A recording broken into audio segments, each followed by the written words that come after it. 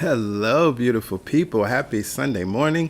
It is so good to be here with each and every one of you as we choose to take this time to remember the truth of ourselves, to remember the truth of life, and hold that space for each other together as one family. We celebrate the magnificence and significance of God in, through, and as us. Let us begin, as we always do, with prayer. And this morning, our prayer champion, Reverend Shauna, will lead us in prayer. Good morning, beautiful people. Happy Sunday, happy week. Let's close our eyes and relax. Let's be here now. Let's be here now. Let's be here now. Right here is where God is. God the infinite, God the all-knowing, God the all-wise, God the creator of everything, including us. God infuses us with its power and wisdom and strength and courage and abilities and transcendence. God is in the large, what we are in the small. We are made in the image of God. Each of us is God-filled. How do we know this? Because every thought, every desire, every ability comes from the vast mind of God through us and into reality. We are co-creators with God. God creates the seeds. We plant them and raise beautiful flowers and trees and shrubs and nourishing food. We get the ideas from God about creating art and building things, teaching, excelling in sports, healing. God places an idea and we bring it to fruition. I am so grateful and thankful that we come together as a community to celebrate our oneness with God and with all creation. We know in faith that this gathering is blessed. We know this gathering is healing. We know we are enlightened. We know we are successful and abundant and prosperous in all areas of our lives. From this awareness, we encourage and inspire and support each other. We celebrate today in our corporate worship.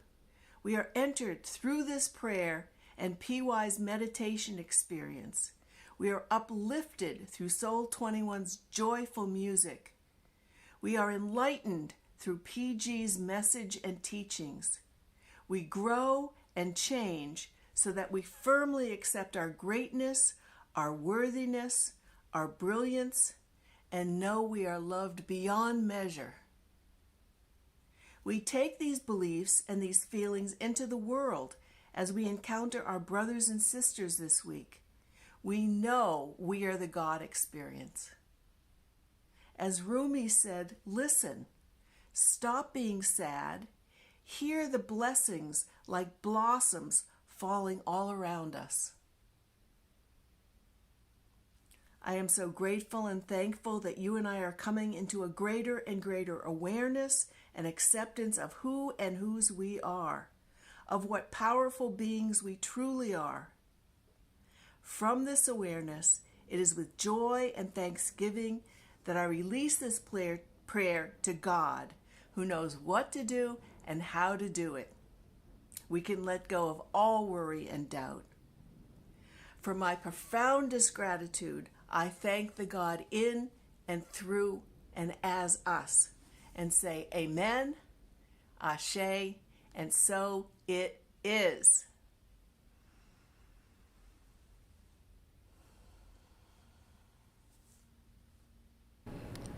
Yes, yes. Amen. Ashe, and so it is. Thank you, Reverend Shauna. Shout out to our prayer champions for continuing to serve faithfully, continuing to serve and continue to anchor us in prayer as we begin our service. Well, hello again. Good morning. Happy Sunday. It's so good to be here with each and every one of you.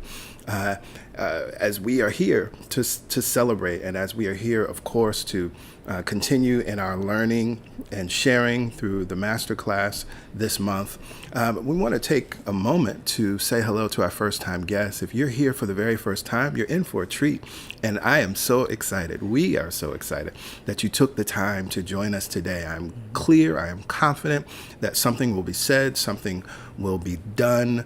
You will receive something that supports you in living an empowered life and in living an inspired life, that will support you in having an amazing week and even an amazing year, just from hanging out with us on this Sunday.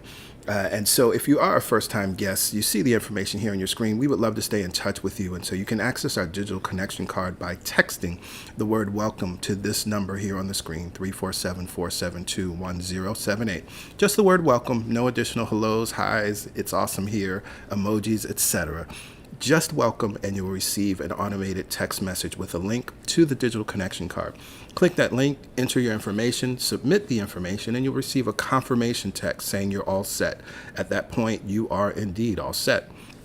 You'll be on our mailing list, and you'll receive our weekly email that is sent out every Friday. And so I think now we can get into our announcements. We only have a few, and many of these things you'll also find in that email that I just talked about, and you'll find that you want to have this information in your inbox so that you can access it.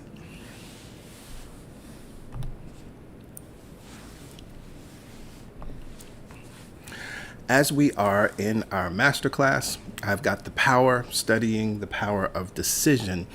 We have created a blog post with study resources and links. So as we move throughout the weeks, we're sharing affirmations, we're sharing prayers, we may share other links or refer to other sources for study.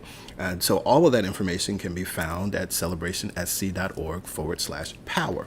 However, you can also scan this QR code and it will take you to that link. You'll see this information throughout the stream as we get into class, but we want to make sure that everyone is aware that this resource is there, and it is a living resource, so we will continue to add more things as we move through the class and through the weeks.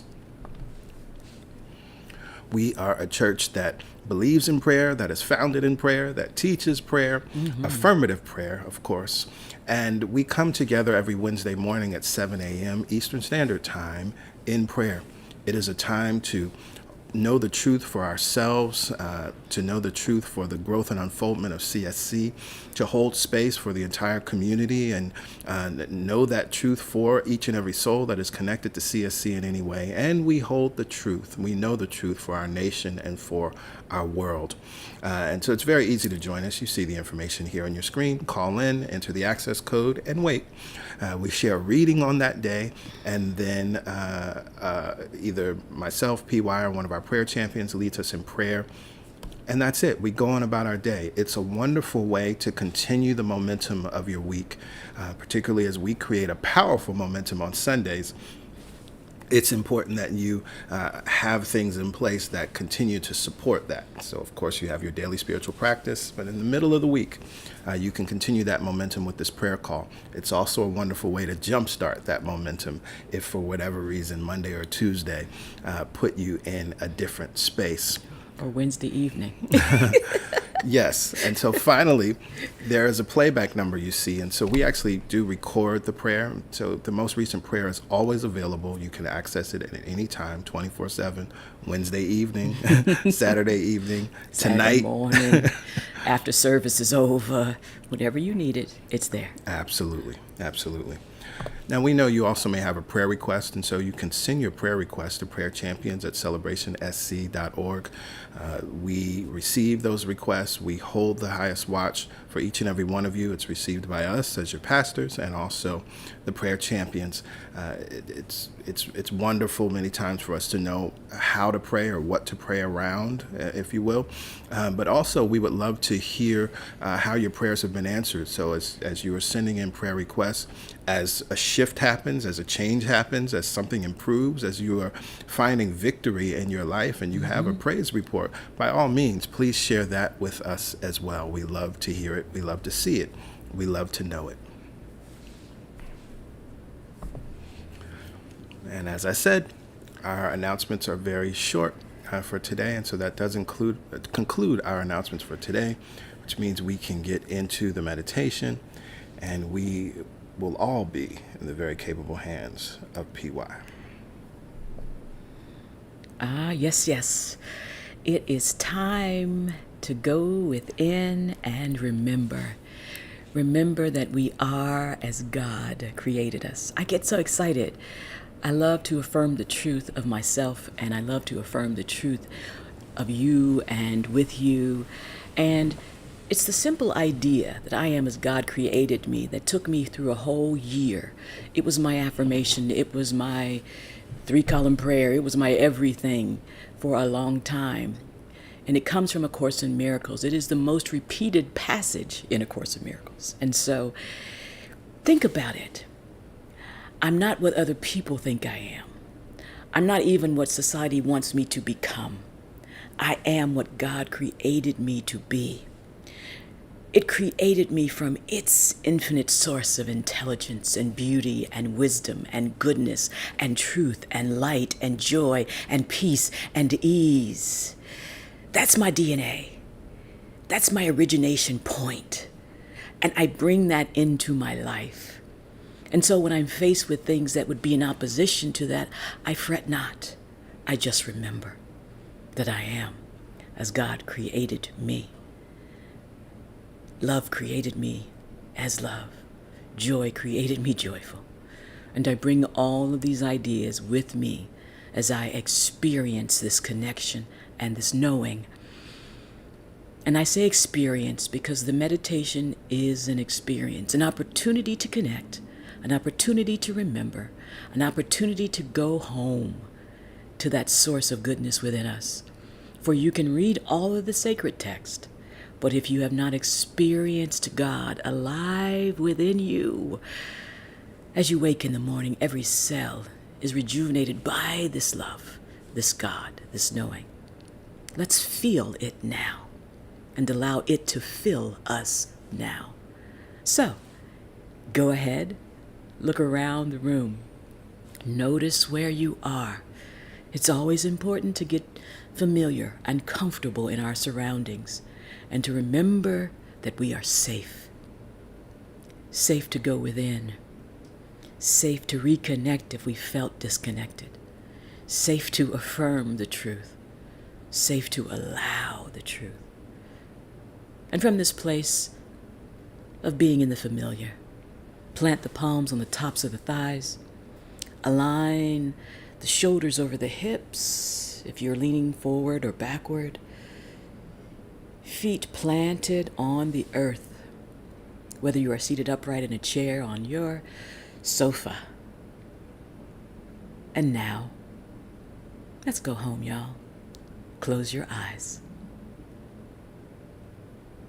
And that simple act of closing the eyes is all the signal we need of our return to our innocence, to our beauty, to our intelligence, for we are as God created us. And from this place of relaxation, just notice the breath that flows whether we have the answers or not, that flows whether we have the money or not, that just flows.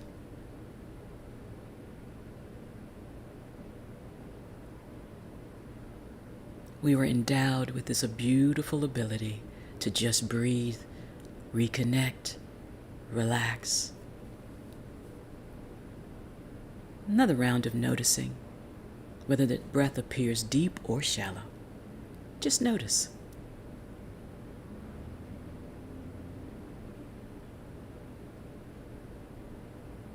And now let's take conscious control of the breath. We're choosing to breathe deeply.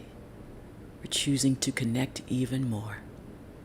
Send your focus and the breath into the low belly. Inhale, expand the low belly on a count of 4. Inhale. Hold it there, count of 4. Relax the jaw and release it all, side out.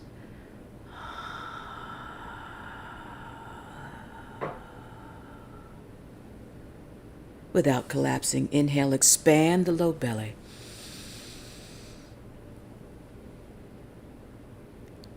Hold it there. Relax the jaw, side out, let it go.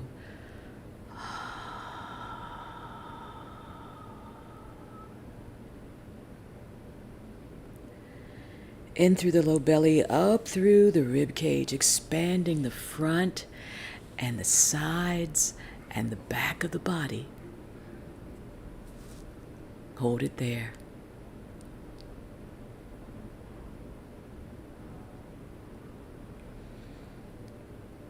Open the mouth, relax the jaw, and side out.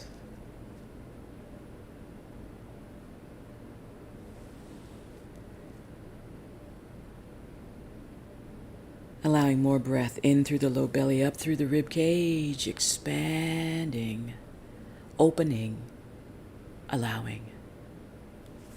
Hold it there.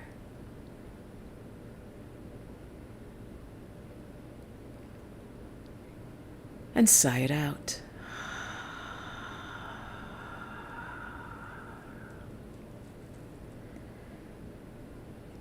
In through the low belly, up through the rib cage, and up through the heart chakra, center of the chest.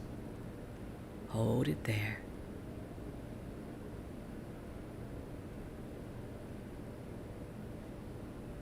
And sigh it out. Navel draws in towards the spine as we empty and make more room. Again, in through the low belly and all the way up through the heart chakra. Across the chest and across the back. Hold it there. And sigh it out when you're ready.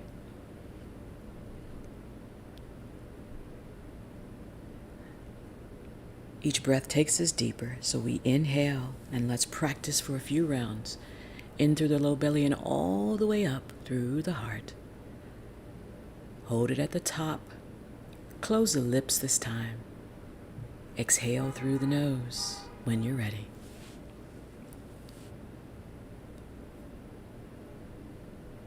This will be our form of breath work for the remainder of our meditative time. In and out through the nose. Each inhale allowing us to fill up with more God, more truth, more beauty. Each exhale releasing and making room.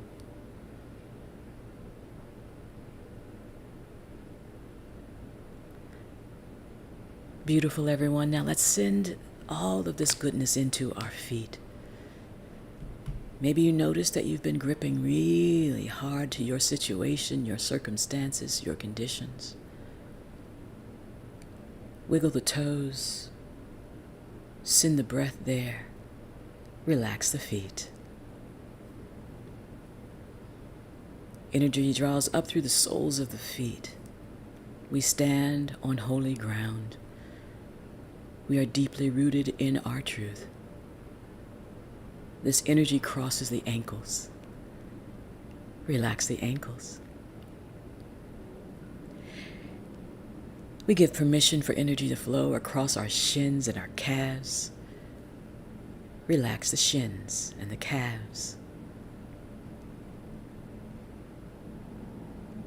Opening and allowing the energy to activate, strengthen our knees, bend and become more flexible and more at ease. Relax the knees. Energy flows across the thighs. We feel it in our glutes and our hamstrings and our thighs.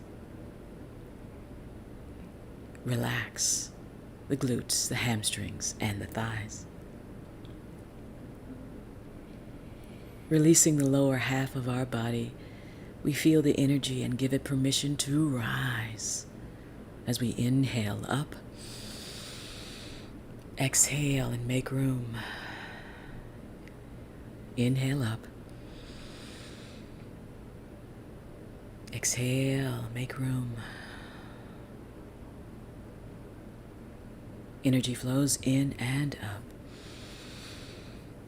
Exhale, making room.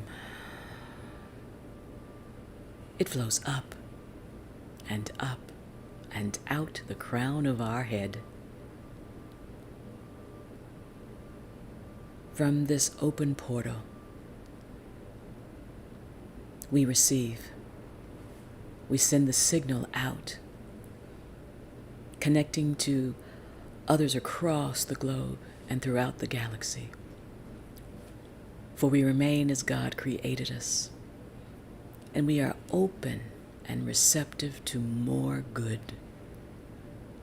Let it flow back down through the crown now, across the third eye, down the throat, across the shoulders, down the arms, out the fingertips. There's nothing blocking our goodness. We are open. An open channel.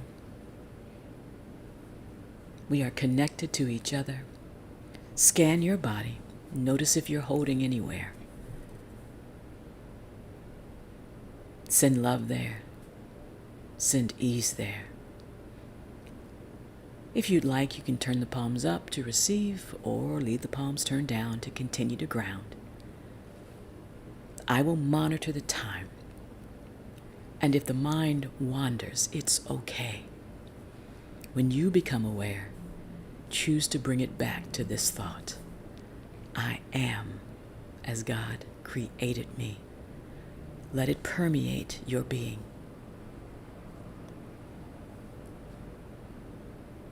Let it fill you. Let it hold you. Let it comfort you. As we move into our silent time now.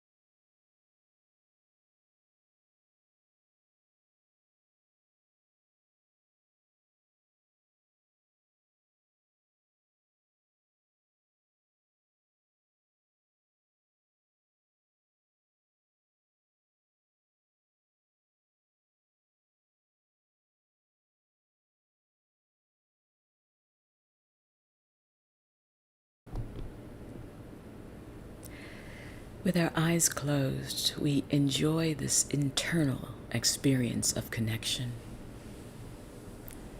Eyes closed, we remember that the perfection of God is moving through us right now. That we are whole right now. That we are loved right now. How good it feels to be loved by God, And we need do nothing else but remember this fact. For its love of us has never changed. Let us slowly, lovingly begin to wake our body. Maybe you inhale and exhale and take a fuller breath. Maybe you wiggle the fingers and the toes as the eyes remain closed. If the palms have been turned up, turn them back down. And from this place, we draw the shoulders and the breath in and up. Exhale as the shoulders draw back and down. Inhale up. Feels good to stretch. Exhale, shoulders draw back and down. Last time. Inhale up. Exhale, shoulders draw back and down. Bring palms together at heart center. Bow the chin towards the fingertips, and you'll notice an opening in the neck and spine. No forcing of that motion, just opening. Slowly flutter the eyes open, nice and easy. Find a focal point. Drishti is available in soft gaze. Inhale, raise the chin, raise the gaze. Exhale, release the breath. Namaste.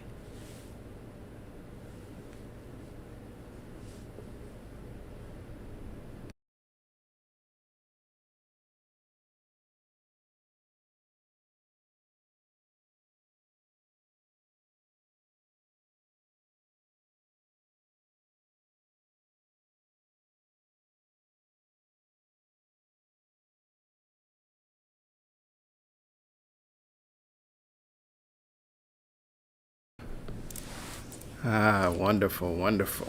Yes, yes, namaste. We are back for week 3 of our masterclass, and we are continuing with chapter 2. We have a class question that we're going to cover today that was sent to us last week, but we're going to get to that section in the reading today, and I'm looking forward to that question. It's in some ways it's an expansion of a question that we had with chapter 1, and I really believe that talking about this, discussing this, will really illuminate some things for you, heal some things for you, and set you on a path to freedom. So let's get into, before we get into the text, a reminder. Where can you send your class questions? And you'll see it throughout the stream. You can send your class questions to truthsunday@celebrationsc.org. And what we're doing is incorporating those questions into the class as we move week to week. So let's get into the reading. All right, let me get my glasses so I can see what God is saying. All right, beautiful, beautiful. The universe is all right. And just for anyone who's joining us for the very first time, we're teaching and studying The Power of Decision by Raymond Charles Barker. And we're on the second chapter. This chapter is titled Indecision. And we're somewhere in the middle of the chapter. The universe is all right. The universe is a success. It has never been defeated and never will be. That's good news. Some wit has said that the only mistake God ever made was to invent man. You and I know this is not so, but many times I have wondered about it. The universe that the scientist studies is a success. The cosmic order is a magnificent display of an infinite intelligence thinking mathematically. Unconditioned by time or space, the cosmos continues its successful action. Though man can destroy himself, the cosmos remains untouched by humanity's destruction. A raging forest fire on a mountainside can destroy 1,000 trees. 5 years later, you will find small trees, self-seeded, coming up on that barren location. 10 years later, a new forest is well underway. The creative process cannot be defeated. It will always win out. I highlighted this here because what's important for us to understand is as we are coming into a deeper understanding of the creative process, how it works, right, what it does, all of these things, you recognize that this process cannot be defeated. It will always win out. So as surely as you learn how it works and make use of it, that means you will not be defeated. You will always win out regardless of the conditions. Self-defeat is easy to accomplish. Indecisiveness has a great deal to do with self-defeat. The man God made is intended to succeed. He or she is mentally and emotionally equipped to do so. It is too easy to blame the first 6 years of life for all of our later problems. A right decision concerning the present and the future may be all that is needed to turn a failure-prone person into a success-adventuring person. Why is this good news? So often, and I think this is where it's interesting in our culture and our society, right? We, in some cases, rightfully so, right? We all have certain psychological jargon in our consciousness, and that took a long time. If you look at the time from Freud to Jung and things that have become sort of part of popular culture. But what we've done now is we're self-diagnosing, right? We're trying to be our own therapists, psychologists, psychiatrists, and we're mining the past and trying to find out what's wrong with us and really creating from that past. But the truth is, a right decision concerning the present and the future may be all that's needed to turn things around in our lives. And that's actually always the truth. Why? Because there's only now, and there's only now, and there's only now, and there's only now. And tomorrow there will only be now. And all we end up doing is going into the past, mining the past, which means the past is now, right? It's only now in as much as we conjure the memory and bring it into the present. But the now is where the power, you've heard the point of power is in the present moment. That's what that means. That's what that's about. That's not just a wonderful axiom or something to say, oh, the point of power is in the present moment. That sounds nice, right? Let's live in the now. I'm reading Eckhart Tolle, right? The power of now, right? Because this now is all that exists. And the seed that we plant now becomes the plant in the future now. I love everything that you said, especially around the self-diagnosing that we do in terms of not just our medical condition, our mental condition. There are professionals there to support you in that process for a reason. We would never say, don't go to therapy. We would say, go to therapy. Don't self-diagnose. And whatever you do, whatever you discover in that process, there is no shame or blame in you about you. Right? We do that so that we can release it. We don't do it to hang on to it. Yeah. We do it because we have a guide to help us move through that process if that's what we're choosing to do. And that process, any therapist would tell you, is important if you need that, if you feel that that's something you want to discover. It is in no way contradictory to what we're saying here, now. That is there. And if you choose in the moment to discover and move through whatever in therapy, great. And then there's something else happening right now. The opportunity to choose something different for yourself. Right. Right now. Right. Right? Not negating or denying what happened. No. We're saying now is the point of power. Yes. In terms of, this book is talking all about empowering you now to know, yes, that, I was going to say a bad word. That those things, that stuff happened. It was horrible. And now I'm choosing to do something else. Even Jung talks about that. I'm who I choose to be or become. I'm not what happened to me. I'm who I choose to tell, how I choose to take that and live from now. Right? Absolutely. Absolutely. Often I have watched a party of 4 people seated in a restaurant reading menus. They seem to have quite a time deciding on the main course. One of them will turn to another and ask, "What are you going to have?" The friend replies that he is going to have the roast beef. At once the questioner puts down his menu and says, "I'll have that too," thereby avoiding his own decision. This may seem like a trivial illustration, but it is not. It reveals how easy it is to fall into the habit of having other people decide matters for us. Such a person has, without realizing it, lessened his or her individuality. This is interesting to me, and even with the story, I'm thinking about my daughter, and it's illuminating something in this moment for me. One of the things that I was very conscious of with Malcolm, as at a very early age, was to find ways to empower her with choice at the level of her world, right? So when you're 2 years old, right, there's a whole lot of things that your parents have to choose and do for you.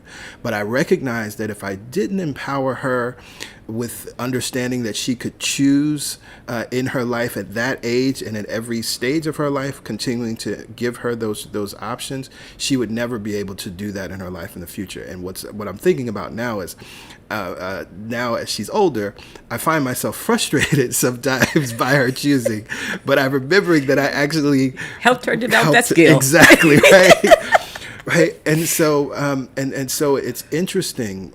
So many of us weren't given that opportunity, right? So many of us weren't taught in that way. And of course, he's going to give us a story related to that. And so we fall into this unconscious pattern of allowing things to be chosen for us. Some of us are in careers that were chosen for us. Some of us went to schools that were chosen for us, right? Some of us, are even eating a certain way because it was kind of chosen for us, right? And we never... Society said this was the thing that was going to be the thing. So we went out and bought it. Yeah.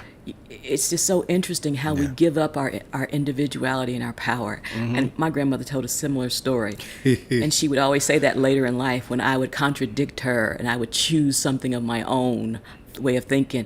I wish I would have never told you you had your own mind. I wish I'd have never showed you how to use your own mind. But it's important that we understand our individuality. Doesn't mean that using that individuality we don't make mistakes. That's not what it's saying. Right. And loving parents want to help us avoid mistakes, but that's just part of this human experience. And so we don't shame ourselves for the mistakes of our past. We realize that I just used my power of choice in a way that didn't serve me. And so now I get to choose to use it differently. That's all. Right. That's all. Yeah. Yeah.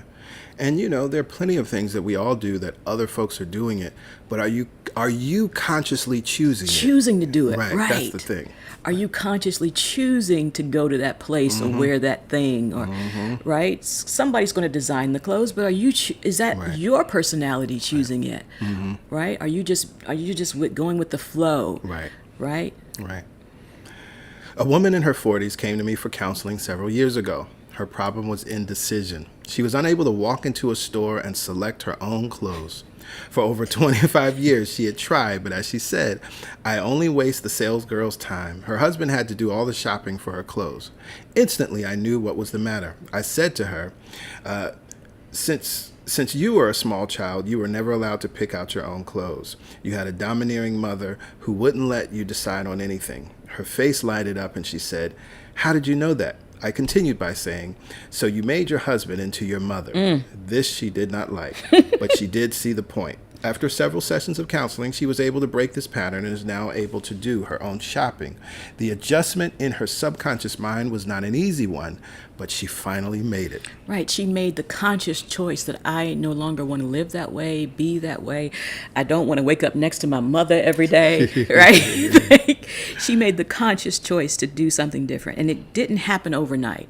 We sometimes think that, I've just made the decision I'm going to be wealthy. Right? There's a continuum, there's a learning journey towards accepting that in your subconscious mind. You start where you are, what you can accept, what you can allow, and then you begin to integrate that more and more and more and more. Right? She didn't give up. She realized, I don't like this. Right. I'm not stuck here because that's what happened to me in my past. Right? And, I can make a new choice right now. Right. And every time I find myself asking for someone to help me decide, that's the point of present moment power to choose to do it myself. Absolutely. Right? That's all we're ever doing. We're just practicing, y'all. Absolutely. Absolutely. Individuality necessitates responsibility. Individuality necessitates decision. Individuality means that you have to be you. No matter how much people may love you, they cannot be that which you are. The spirit individualizes itself in every person. The inability to make decisions indicates that you have not accepted yourself as an independent individual. Many people never accomplish this self-acceptance. They lean on others all their lives. These are chronic failure people. They have not accepted the responsibility of being. They have dodged the very reason for their existence, to be that which they are and not to be an accumulation of other people's opinions. The major difference between mankind and the animal kingdom is free will or volition. Man, or humanity, is able to think, choose, and decide. We are only partially directed by instinct. The indecision pattern is an unconscious abrogation of individuality. It is turning your mind over to others when the purpose of your mind is for your own self-government, right? I'm thinking about A Course in Miracles, my mind alone, which I must rule. Is my Right. mind alone? Yeah. Right. It is your mind. It is the gift of God in you. It contains the potentials of a full life and an expanding experience. Herein is your uniqueness, your individuality, your ability to be you, the you that you can be. The chronic failure person does not realize what he or she is doing to themselves. They are unaware of self-causation. And I just want to highlight that now because this is important as we move through this piece. They are unaware of self-causation. He has built a subconscious alibi mechanism to explain himself to himself. He is the man who thinks he never got any breaks in life. The firm he works for does not appreciate him and promotes other men to better jobs while he stays in the same routine work year after year. Or he may be another man who cannot hold on to jobs. His reasons are equally exterior to himself. Only through the repetitious rehearsals of their alibis can these people manage to live with some peace of mind. Always their difficulties are outside of themselves. Things, situations, and events happen to them, so they think. But situations, events, and things do not just happen to anyone. They are caused by the individual experiencing them. For as he thinketh in his heart, so is he. Proverbs 23:7. Modern psychology has proven the validity of this Bible statement. You project yourself on the screen of life. You are the cause of your own experience. Situations, events, and things proceed from your consciousness to appear on the screen of life. The screen of life is as impersonal as the motion picture screen in a theater. One week a tragedy may appear on the screen, and the next week a comedy may be shown. The screen does not know what it is showing to the audience. It only knows how to show it. A motion picture scene wherein a man is shot puts no hole in the screen. It remains what it is. In your own life, you are the projector of your consciousness on the screen of experience. A child may bump his head on a door and kick the door, seeming to place blame on it. An adult does not do this. He knows that it was not the door's fault. Something in his thinking caused him to bump his head on the door. The failure-prone person needs to accept the responsibilities of life to stop blaming the world and to seek within themselves for negative causation. Why did this happen to me is usually unanswerable. Why did I cause this to happen usually leads to an understanding of the cause of the problem. Every mystic, savior, and saint has told his followers that the inside of man is the explanation to the outside of man. These wise minds had found a truth and were explaining the truth they had found. They knew with intuitive certainty that it was truth. The inside of the individual is the explanation of the outside of the individual. All spiritual disciplines were to put the inside man in order and give him right directions. Right ideas arise in our consciousness. If decided upon and acted upon, they bring forth right results. Right ideas in our consciousness, ignored, become wrong ideas and bring forth incorrect decisions with unpleasant results. Now, there's a lot there, yeah? That might have made you a little uncomfortable, right? Because as you hear his very emphatic statements, I'm sure it's like, well, what about this? Well, what about this? Well, what about this bad thing that happened to me? Well, what about this awful, horrific thing that happened in the world? Well, what about these horrific things that are happening in the world right now? And so we have a question based on this passage, and this gives us an awesome time to discuss it. You project yourself on the screen of life. You are the cause to your own experience. Situations, events, and things proceed from your consciousness to appear on the screen of life. The screen of life is as impersonal as the motion picture screen in a theater, right? We just read that. Mm-hmm. This feels like it's my fault. Question: how did I, at the moment of my birth, project the circumstances of my birth and beyond? I'm not arguing the concept, but need to understand how at that moment I consciously decided to bring forth such horror. This has been a tenet of New Thought that I have struggled with. And you're not the only one. Not the only one. I'm so glad that we have this question, right? How did I, at the moment of my birth, project the circumstances of my birth and beyond? I need to understand how at that moment I consciously decided to bring forth such horror. So the first thing I want to say to the person that sent us this question: you did not create or cause any horror. The horror that you experienced. Right. You didn't create that. Any unwanted thing, any awful thing, any evil thing, any destructive thing, any traumatic thing, none of us consciously decided or caused any of those things. And to the extent, if there has been any teacher, spiritual teacher, New Thought teacher, non-spiritual, non-New Thought teacher, therapist, whomever it may be, that led you to believe that in any way, shape, or form you were the cause of your problems or the cause of, again, any trauma or horror that you experience. Especially from birth, at birth. Right. I just want to say I'm sorry. I apologize. That is not the truth. We say this and we stand in the stead of those who gave misinformation. Mm-hmm. It's a process that we love from one of our favorite relationship teachers that's called noble healing. The opportunity for someone that is willing to accept the apology for those that are not present, those that don't even know they need to apologize, that we are here for all of those people who have been traumatized by religion or spirituality in this way. Mm-hmm. If you're listening to us now and you're willing to open up and let us apologize on their behalf, one of the things I've always said is that we are here to repastor people who have been given misinformation or traumatized. And so we would like to offer an apology. We're sorry for all of those in a position of power who knowingly or unknowingly misled. We're sorry for the experiences that you had in childhood or anywhere in adulthood. We're sorry. We're sorry that you couldn't express yourself and get answers in the way that would make you know that you were okay. Mm-hmm. That what God created has not changed. We're sorry. Mm-hmm. We're sorry for all the anguish and all the inability to love yourself unconditionally because of all of these things. We're sorry. We're so sorry that no one was there to comfort you in those moments when the horror was happening. Mm-hmm. We're sorry. Yeah.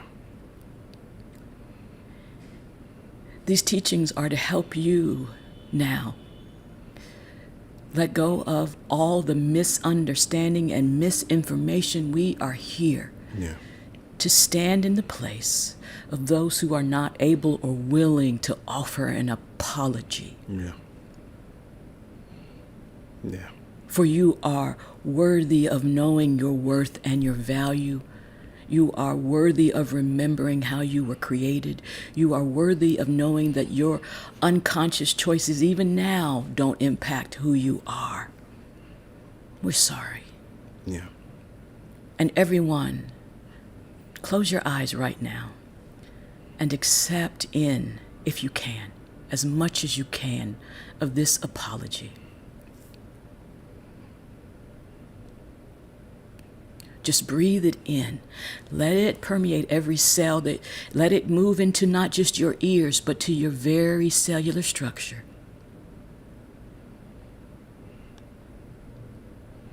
And now, if you're willing, take it on.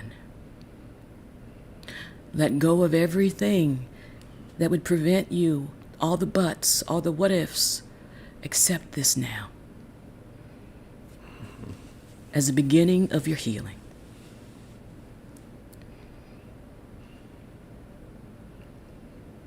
Open your eyes when you're ready.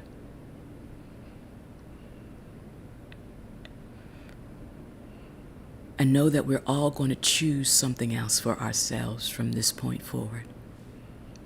If we have questions about anything we read or hear, we will know that it is our right to have answers or to be okay with having a question even. What we're talking about now is not what a child did, because a child did nothing but receive information and took things in. At the moment of God thinking of it, it was perfect, whole, and complete. And when it entered a human experience, things happen.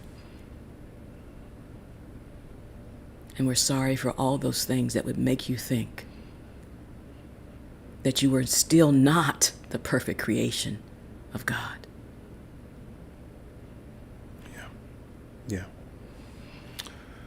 So let's unpack this a bit. One of the things that's in this question was the ask of how did the idea that we consciously chose any horror or trauma. Now, the first thing that's important is to recognize that no one consciously chooses any unwanted experience, from the light mistake all the way up the scale to trauma, right? No one consciously does that. So that's the first thing. If there's any misunderstanding of this idea, and these are not words that Raymond Charles Barker uses in this section, no one consciously chooses that, right? So that's the first thing. Right, we need to understand conscious. Even if you've learned these teachings or read these books and you still make mistakes, quote unquote, you're not conscious. Because Right. if you were conscious, you would choose in your favor. Right? Right. Now, what's interesting, and again, I know we've all wrestled with this at some point in life and heard this idea. He says, it feels like this is my fault. Now, one of the awarenesses that I came to in sitting with this is our God concept. Because, you see, at the moment that we read about causation, because there's cause and effect, right? Now, the truth is we may not even ever know what the cause was or understand what the cause is. And that doesn't matter, because we can always create a new cause from any point in time, right? But because we live in this cause and effect world, as soon as we read this, we're like, oh, it's my fault. And what's interesting about that, there's kind of a trick in the mind, because as we are learning and embracing to some degree that God does not forgive because God does not condemn. It's like, okay, so it's not God's fault anymore. I can't say that, oh, God just let this happen, or God is evil, or God is bad. In New Thought, we're empowering ourselves and we're understanding that we have power. Therefore, it now must be my fault. But if you have a healed understanding of who and what God is, the truth is there's no fault. So the moment that we take a bit of information and put fault on ourselves, what are we doing? We're creating shame. We're creating guilt. We're creating condemnation. We're creating unworthiness. We're creating I'm bad. We're creating I'm a mistake. And God itself, the all that is, does not live there. It doesn't know that. Fault does not exist in the mind of God. Blame does not exist in the mind of God. Shame does not exist in the mind of God. That's also why we have the power to create anew from the point of present. Right? Because otherwise, if those things existed, and if God was thinking in that way, or acting in that way, or responding in that way from a place of fault or blame, then we would be stuck. Because we're like, no, well, you did this thing. This was your fault. I can't trust you to create. Because look what you created last time. Well, and those concepts of God are from people that are unconscious about what God really is. And so from that place of unconsciousness, they have to come up with an explanation that would make that God make sense. That it is judging, that it is judgmental, that it's going to get you or get you for not acting the way they have decided that you should act. That's unconscious too. Right? Right. That fear of separation creates more separation in those minds and in our minds. If I, from the moment of my birth, messed up the ability to be born in a world, then of course no God would support me. Of course no God would forgive me or allow me to be successful or have joy or love or healing or any of these things. If that's the God that you believe in, and so we get to choose what God we want to believe in now. The God of Jesus was unconditional love. Right. And every ascended master talks about this unconditional love. So what choice are we going to make from this point forward? Right. What are we going to be conscious of or become conscious of in those moments when we lose consciousness, meaning we lose connection to the truth, we turn away from the truth and look only on what the problem is right now? This God is unconditional love, point blank, Right. full stop. It's not sometimey in its love for us. So then when we're reading and understanding about this creative process and understanding cause and effect and understanding conscious mind and subconscious mind, then we have to read it through the lens of unconditional love. See, again, what we don't realize is that even as we're embracing these teachings, we're still reading it through the way humans work. Right. And so we're still making the same mistake of anthropomorphizing the law, right? Anthropomorphizing the creative process with human attributes, right? And we've seen, fortunately, there's so many texts and so much writing that has done that, right? Now, there was something else that he says in this section where he says, modern psychology also agrees with this idea. And one of the things that came to me when we start to think about, again, how could we ever think that any unwanted thing, any trauma, any horror was our fault? And I thought about what's collectively known as the doll experiment that took place in the 1940s.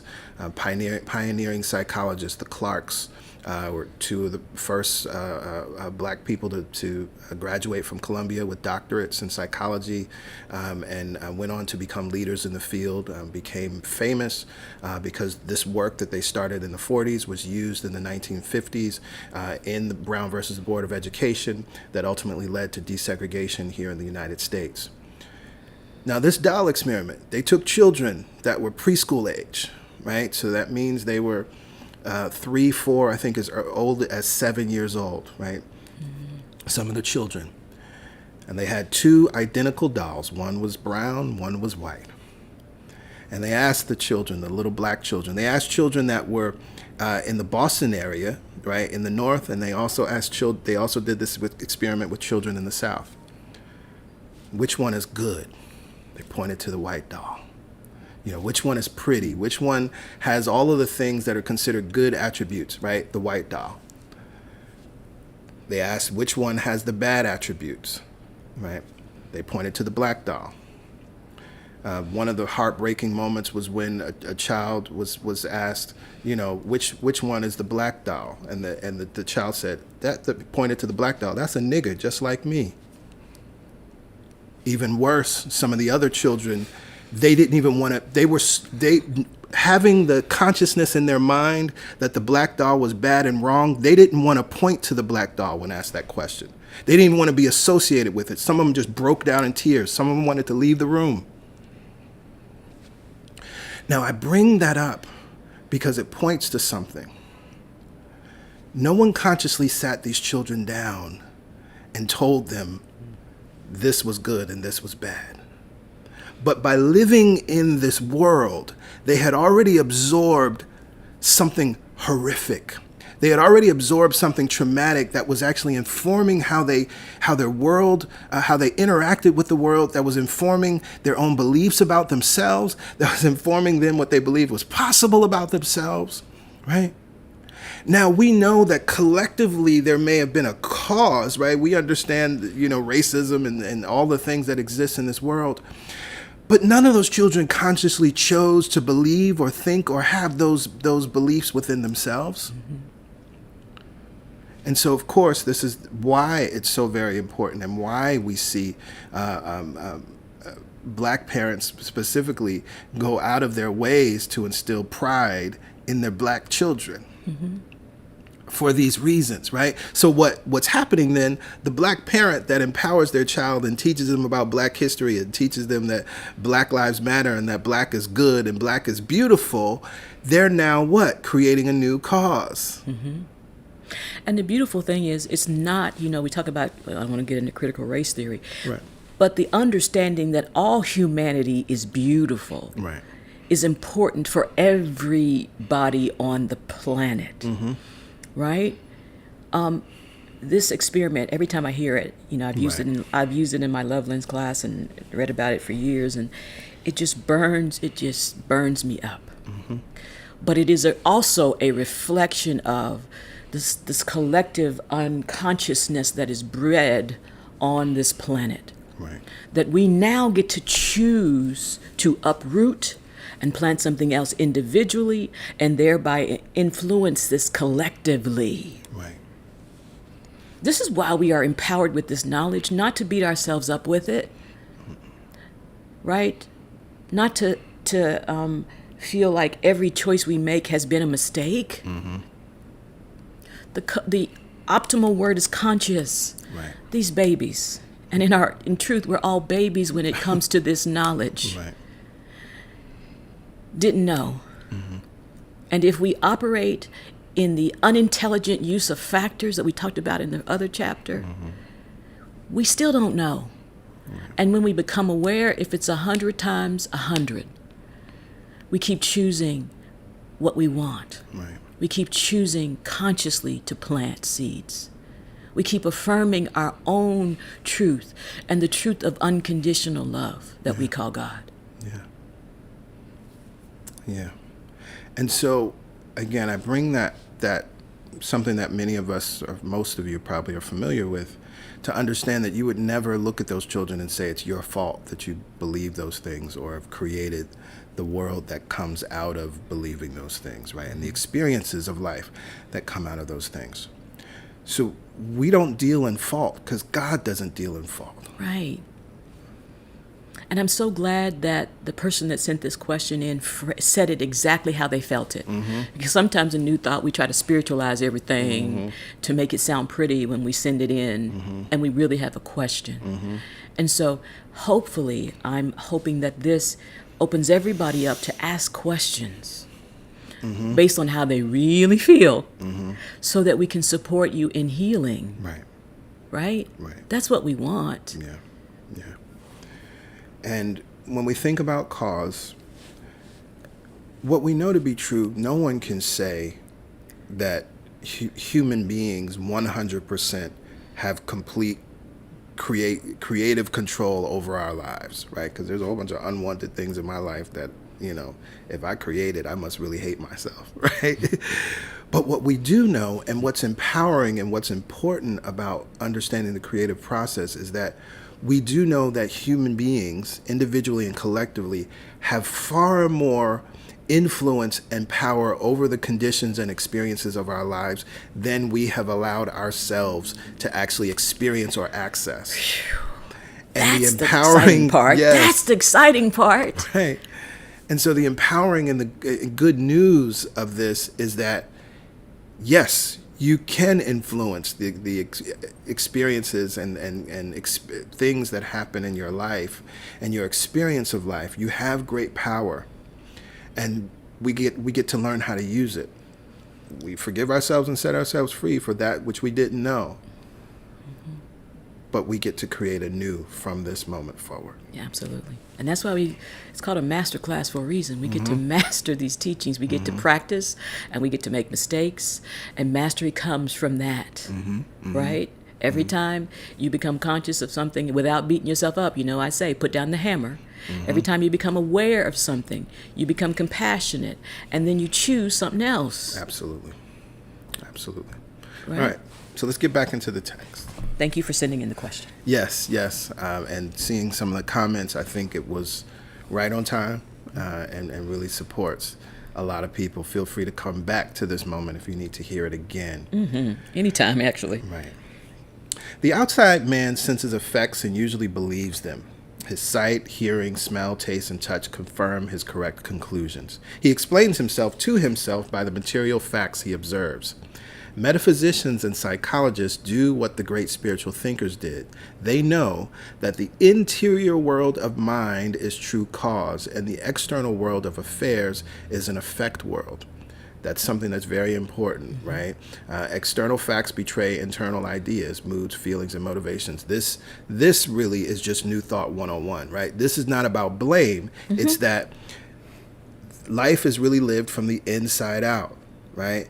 And whether we're aware of it or not, there is something going on the mental level collectively more often and also individually that then affects the outside world. But what we've been taught the way we've been taught to live is all emphasis is on the external. So what's happening out here determines my mood. What this person is doing outside of me affects how I show up. And it's like, no. That's not really how it works. That's a disempowered way of living. Right.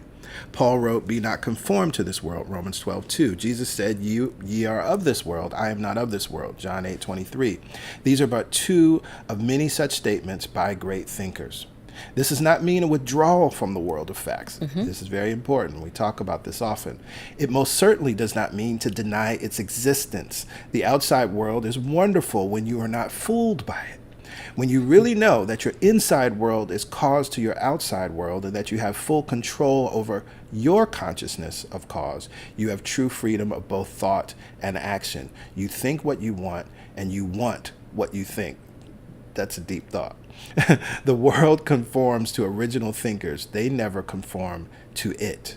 The material world rearranges itself to accommodate what a thinker wants, and it does so as a thinker is thinking and deciding. There is no delay. The subconscious law of mind knows no procrastination. It acts instantly on all conscious mind decisions. What we're getting is insight, so that now, based on this healed mind or moving towards that healed mind, we get to have a new experience of it all. Right? It doesn't mean that things unwanted, and we tend to like that better than negative or positive in that way. Unwanted things happen. They happen to us all the time. Of course. PG and us. It's how we handle it, and I like to say how quickly you bounce back from it, how quickly you remember these teachings, how quickly you open up your toolkit and pull out a tool that's going to work for you, right? All of that without condemnation. That's what we're talking about. We're just taking this information from this new place, this new perspective of God and ourselves and what is really happening, and creating from it. Right. Two examples I love to use. One, if you're writing in pencil and you make a mistake, you don't beat yourself up. You don't get upset. Why? Because you know you have an eraser. And you just turn that pencil over and erase and continue to write. Right? Because you're aware of what's going on. Right? Another thing, thinking about living from the inside out. If you look at yourself in the mirror, if I'm looking at myself in the mirror and I see something with my beard or mustache that needs to be fixed, I don't touch the mirror. I don't try to fix or draw on the mirror, right? I go to the source. Even though the mirror is showing me something and it's showing me, it's giving me an experience, I know that this is actually the cause of what's happening on the mirror. And so if I want to change what I see on the mirror, I go to the cause. That's right? it. That's it. It's a beautiful analogy, just like the movie screen. You don't cuss out the movie screen. It just is a projection device. Right? That's it. Yeah, absolutely. There is so much greatness to be known, thought, and experienced that I am amazed everyone is not seeking it and experiencing the great good which automatically accompanies such sound contemplation. The psalmist wrote, "This is the day which the Lord hath made. We will rejoice and be glad in it." Psalms 118:24. For those who can reach out to great ideas and contemplate them as being so and decide that they shall be so, the experiencing of an abundant livingness is theirs. These people cannot be defeated. There is no interior causation to cause external defeat.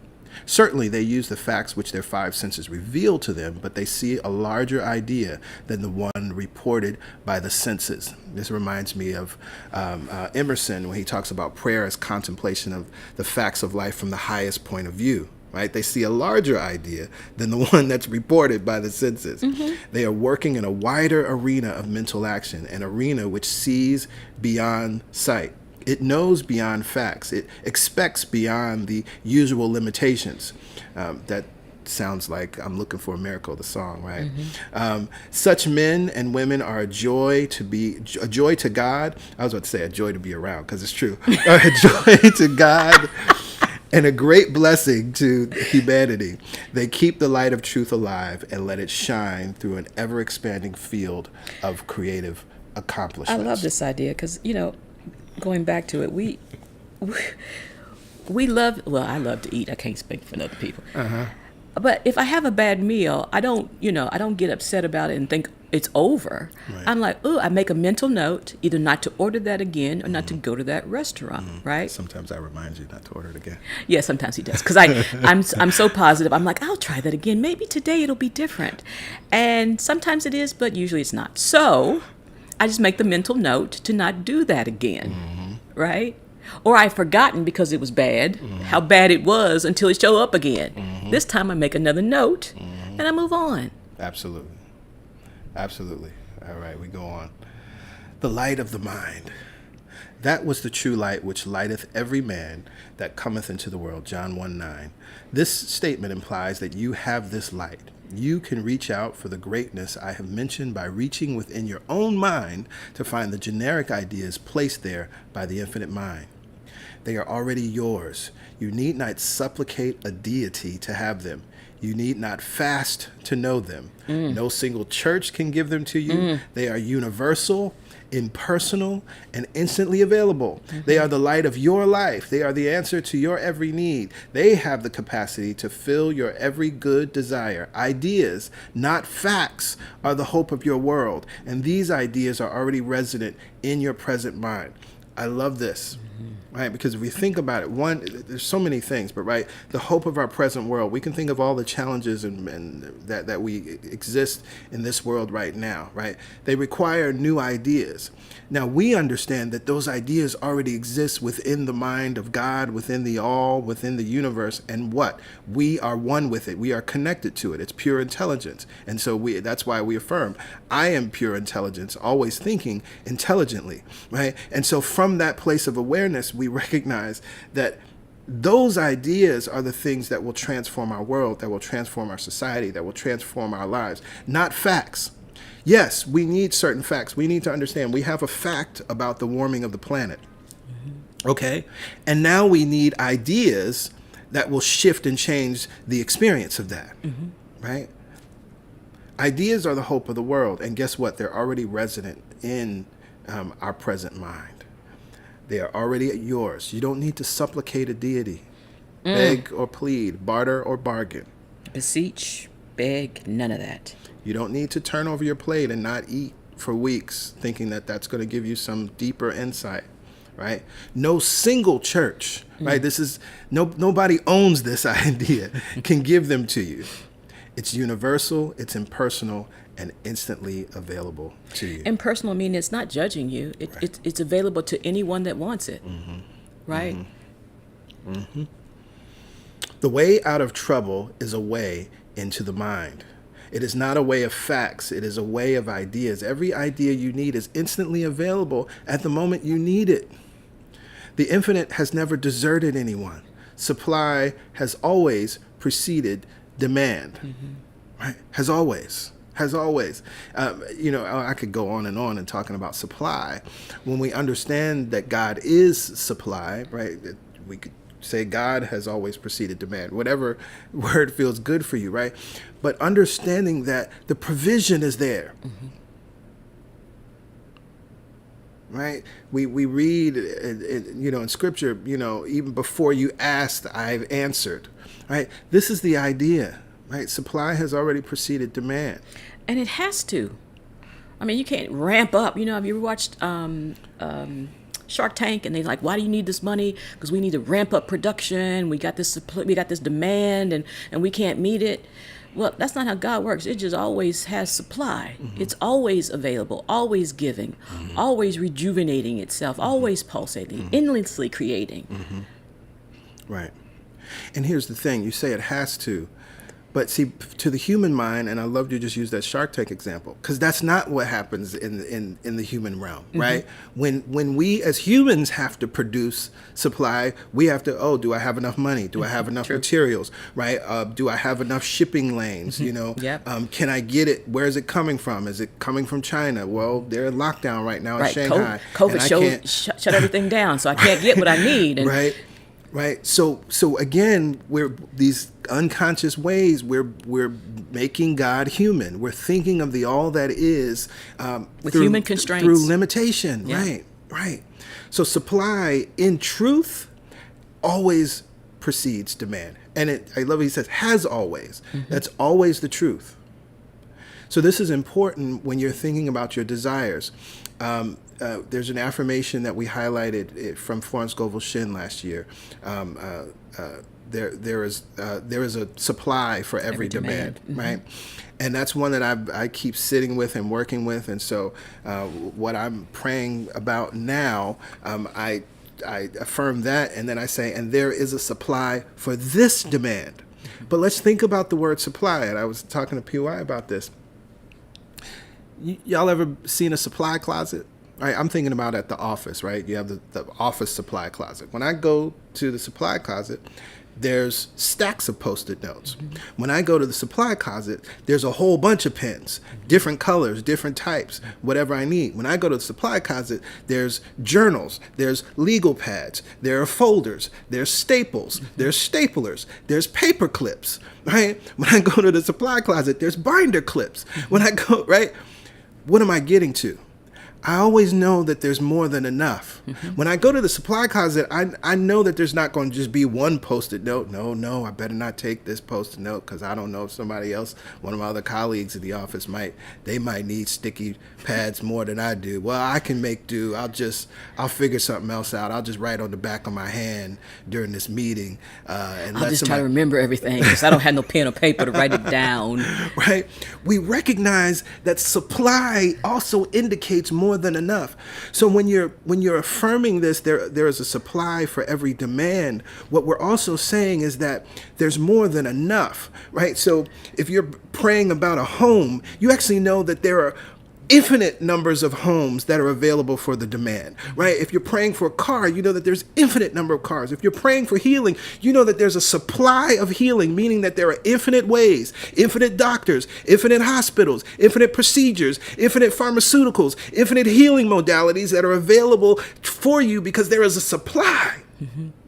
I love this analogy. And as someone who worked on the other side, I used to be an executive assistant. And I was responsible when we were on a case for creating the supply closet. So I had to anticipate what they were going to want. Look at God. I had to think through, make sure this was there, so that they never had to think about it. All they had to do was go get it. Yes. And imagine God being that and more, anticipating, having it in place. So that all we have to do is ask for it or go get it or reach out and touch it or whatever it is. Yeah. So supply indicates more than enough. It's a supply closet. Right. and even closet is a limiting word. Even closet is limiting. It's just supply. Right. And if sometimes, those attorneys be like, we don't have such and such. They were in disbelief that it wasn't there. We got to act like that. Wait, it's not here yet? Huh. I guess I didn't ask for that. Can you get? Can I have? You know what I mean? Yeah. Powerful. The revelation of a new idea is a constant mental process in which your mind is forever immersed. These ideas are your property by right of your being you. This is the inheritance incorruptible mentioned by the Bible, 1 Peter 1:4. It is not merely the property of the good, it indwells saint and sinner alike. And this is again why, again, this thing is unconditional, impersonal, and doesn't deal in shame, blame, or guilt. But the saints are those wise enough to sense it and draw from it. You can join the ranks of the wise by contemplating yourself as cause. Such contemplation causes your next right idea to appear in your consciousness. Decision upon this right idea guarantees its execution in the material world by means of the law of the subconscious mind. We would be living in a grand utopia today if every great mind that arose in humanity's minds had been followed by decision and right action. Too many great ideas have been meditated upon and then discarded. Usually the thinker discards them for what seem to be plausible reasons. No great discovery in history has been based on plausible reasons. That's something to think about. Automobiles were implausible in 1900. Radios were implausible in 1910. Transatlantic planes were implausible in 1920. Yet thinkers let such ideas arise in their consciousness out of the wellspring of the infinite intelligence. We should all be grateful that these thinkers decided to try the ideas they had. Every scientific mind has made the implausible plausible. I'm thinking about, and Reverend Al Sharpton speaks on this often, everyone was telling Martin Luther King to wait, right? There was, maybe don't ask for so much so soon, right? It was an implausible idea at the time. It's hard for us to really recognize that from our vantage point today.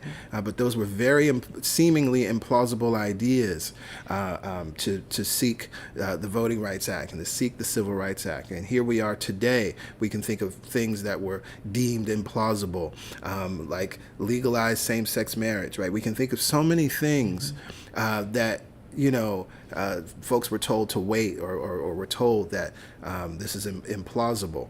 But the absolute truth is no great discovery, no great experience, no great shift in humanity happened based on plausible reasons. You are caused, I think this might be our last section today. You are caused because you can think.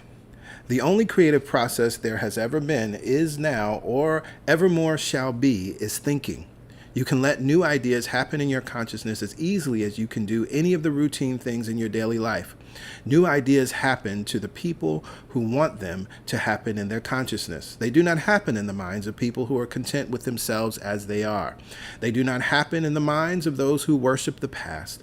The infinite intelligence seeks to release itself in original ways in every man, woman, and child. It has no favorites and seeks no favors. All it requires is for the person to be interested in new ideas and to be willing to act upon them through right decision. You can be that person. Even as you read this page or hear me reading this page, a new idea can dawn in your consciousness. The infinite mind can only give you an idea. It has nothing else to impart to you. Its beloved consciousness. If you need things, it gives you the ideas to cause the things to manifest for you. The infinite is the thinker, leaving everyone to be the producer. This person is you. You are the means by which the infinite can act upon the plane of the particular. In you, through you, and as you, the creative process seeks outlet. You can never be what you were intended to be until you welcome this process and reach out for the unlimited possibilities it offers you. You were created to think, feel, decide, and act upon the decisions. Yes, yes. Oh, man, this book. We hope that you're enjoying it as much as we're enjoying reading it and rereading it again ourselves, and allowing love to teach it through us and tell us what is to be done that week. And we love having your questions that help inform and create the week's opportunity to teach the Masterclass. It's so good. So we encourage you again, you can send your questions in to truthsunday@celebration.sc.org. We will move forward this week your assignment is to read chapter 3. As we keep encouraging you, read it at least twice. Set aside a specific time, put it in your calendar, be intentional about it, and we will begin working with chapter 3 next week, which is decision. Right, so I love it. We're going through this journey, right? We have to understand pure intelligence as a thing that is true. It is, and we are one with it. Therefore, pure intelligence is operating in, through, and as us. Then we have to understand what indecision is, right, and how we've all practiced it, but why it's not beneficial to us. Understanding, as I shared last week, that indecision is different than inactivity. Right? Because again, so often folks are very active, but they're active based on the factual world. They're doing things, I don't see this in my bank account, so let me get 2 more jobs. Right? And not even aware, because they're not conscious of how to create it differently, or how to bring those beliefs that are preventing them from getting inspired ideas up that would be easy to implement. Right? They're living in the old belief of, I'm wrong, I'm bad, it's my fault, and let me fix it in that way, right? Or this really deep idea that if you're a black and a brown body, that you are the problem. Right? All of those things, this is what we're moving towards decision now. We recognize the places where we've been unconscious. We now heal, forgive ourselves, and set ourselves free from those beliefs that we either consciously had or unconsciously were given. So that now we get to start choosing what we want. Decide to be healthy and wealthy and prosperous. Decide from here on. Exactly. Oh, the empowerment that is coming already as a result of the reading. But I'm so excited as we get into these chapters, right? Specifically on these topics of health and well-being and wealth and oh my goodness. Yes. Somebody say, I got the power. I got the power. Somebody type that right now. I got the power. Yes. Put it in the comments. We love it. So again, read chapter 3.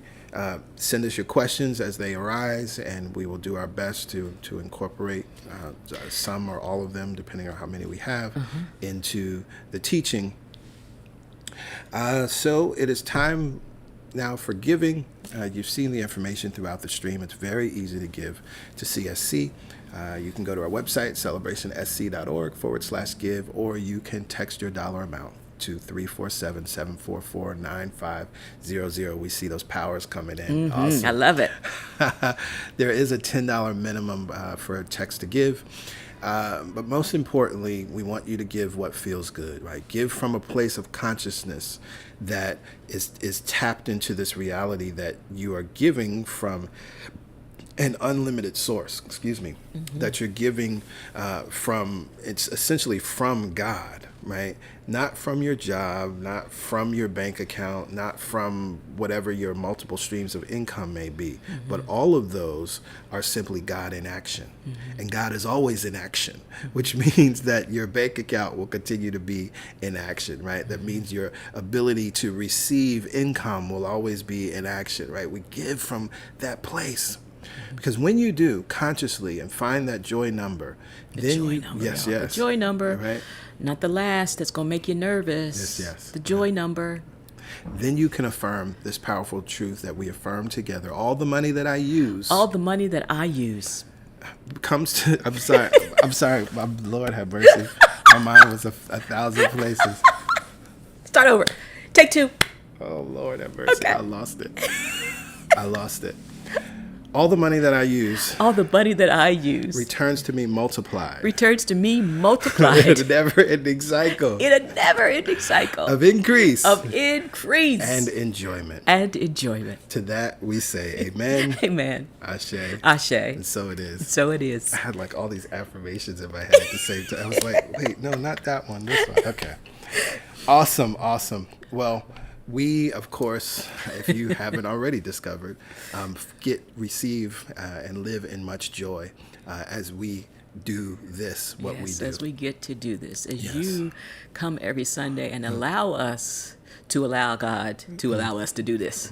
Right? Absolutely. Absolutely. Absolutely. So please know that we love each and every one of you. We are continuing to hold the highest watch for you. We know that God is abundant in you. And so we are excited to continue to be witnesses to that truth as you allow that to germinate and unfold in, through, and as your own life. We look forward to you having a brilliant week, an amazing week, an empowered week. We look forward to you thriving. Please feel free to join us on Wednesday morning for the Momentum Prayer Call at 7 a.m. Eastern Standard Time. And if you're not able to join us then, of course, you can grab the recording or listen to the recording rather, or we will see you again here next week for the next Masterclass as we delve into Chapter 3. That's going to be a good one. Enjoy your day, enjoy your Sunday, and have an absolutely amazing week. All right? Oh, we love you all. Yes, yes. Bye for now. Bye for now.